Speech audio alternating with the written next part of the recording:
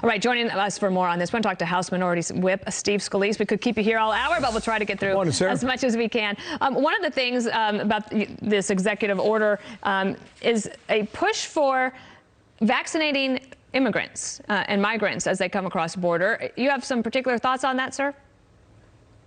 Yeah, Dana and Bill, good to be with you. First of all, think about this. And just President Biden's first week and a half, 2 weeks in office, we've seen millions potentially of jobs in America destroyed. But now you're looking at his latest plan on the vaccine. He inherited a great plan from President Trump through Operation Warp Speed, where we're going to be vaccinating about 100 million Americans in the next 100 days.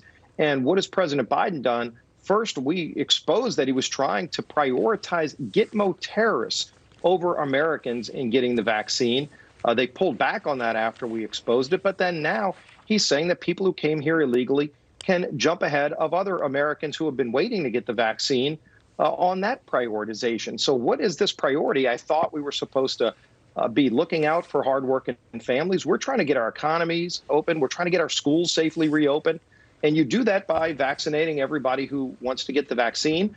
Clearly, not everybody who wants to get it has been able to get that vaccine. And now President Biden's going to allow people who come here illegally to get the vaccine before some Americans who have been waiting for months. I imagine we will hear that this is his plan. And by the way, it sets back his 100-day plan because there's only so much vaccine to go around. I imagine we're going to hear a lot more about that, too, and it's very interesting that you bring that up. We had the Gitmo story earlier in the week, too, and that call was reversed. With these executive orders, they're affecting American lives as we speak in the first couple of weeks here.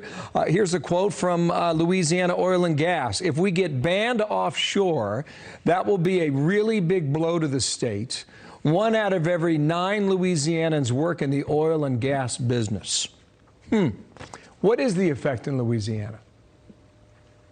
Bill, it's devastating for the hardworking families in South Louisiana. You go down to Port Fourchon, where they service a lot of the deep water drilling in the Gulf of Mexico. These are really good jobs. These are careers for people who have been working, in many cases, second, third generation, producing American energy. This is something that's allowed us to lower energy costs. Oh, and by the way, our standards are so much better in America than these other countries these jobs will go to. It's not like nobody's going to produce oil. It's going to be a gift to countries like Russia, Venezuela. And by the way, carbon emissions are going to go up because those countries don't have the good standards. We use the money in Louisiana to restore our coast. It's a big environmental issue, rebuilding land that's been lost over decades from the leveeing of the Mississippi River. That money comes from drilling in the Gulf of Mexico. Where's that going to go? So there's a lot of devastating impacts to families and to our environment in South Louisiana. And again, you can see the story playing out in so many other states. You just showed in Texas, those families who are going to be just put out on the streets. And, John Kerry can fly around on a private jet telling you not to fly on a commercial airliner. Where do you think that jet fuel is going to come from? It's not just going to go away. They're not going to put solar panels on those airplanes. It's going to come from foreign countries, in many cases, who don't even like America and who emit more carbon. So you will increase global emissions and crush American jobs. Explain how that's prioritizing Americans or the hardworking families who depend on it, the school systems who will lose money because those local communities are not getting that tax revenue. That money's now going to countries like Russia.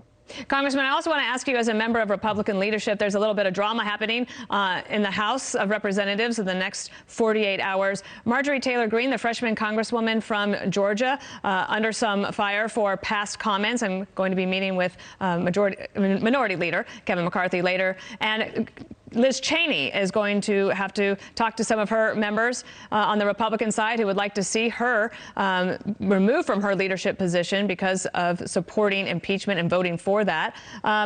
Based on your conversations, are more of your members supportive of Greene or Cheney? Well, first of all, I've rejected those statements by Marjorie. And, I think we're going to be talking tomorrow in conference. We're going to have an in-person meeting, in the Capitol, where we're going to be talking through a lot of these issues internally. Look, first of all, we're very united in our opposition to the devastating economic hits that President Biden has been doing in his first 2 weeks. The Paris Accord, we haven't even talked about, will crush American manufacturing and send it to China, where they emit 5 times more carbon to make things like steel that Pennsylvania will not be able to make if they get that. So we're going to be talking about all those things, including these we talked about, and we're going to work through them because, Dana, this is something we've got to be united. to get back to the focus on the conservative principles that make this country great. But clearly, we've got some internal issues to deal with, and we're going to do that as colleagues, as members of Congress, looking each other in the eye. In your opinion, which of those two members will still be in their committee or leadership positions by the end of next week? I mean, there's a lot on plate in the next 48 hours. And of course, you know, the media, they will focus on that before you can focus on those big things that you just talked about.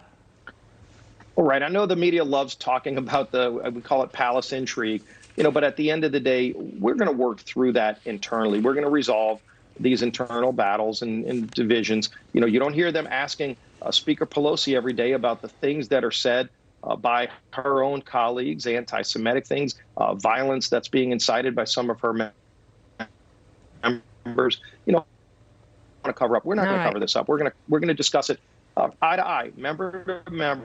Congressman Scalise, I think we're going to have to let you go. We're losing your audio. Team to battle socialism. No, we got it. We got it at the end. Thank you so much. We're kind of losing a little bit of your audio there. Thank you, Congressman. We'll be back in touch.